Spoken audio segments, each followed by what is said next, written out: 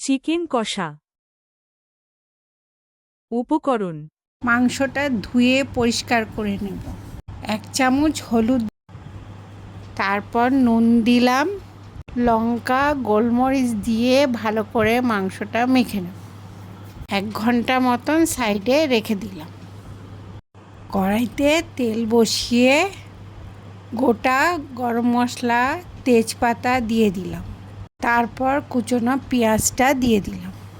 পেঁয়াজটা ভালো করে নেড়ে চেড়ে ভাজা হতে দেব।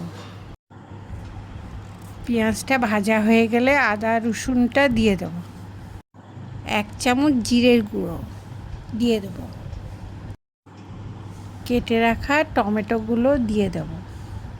টমেটোটা সেদ্ধ হয়ে আসলে মেখে রাখা মাংসগুলো দিয়ে দিচ্ছি। মাংসটা নেড়ে চেড়ে কিছুক্ষণ কষে নেব। মাঝে মাঝে নেড়ে দেব।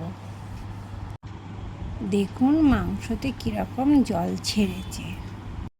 মাংসটা কষা হয়ে গেলে গ্যাসটা বন্ধ করে দিলাম। পোলাওয়ের সাথে সার্ভ করে দেখাচ্ছি। বাড়িতে বানিয়ে খেয়ে দেখবেন, আশা করি খুব ভালো লাগবে।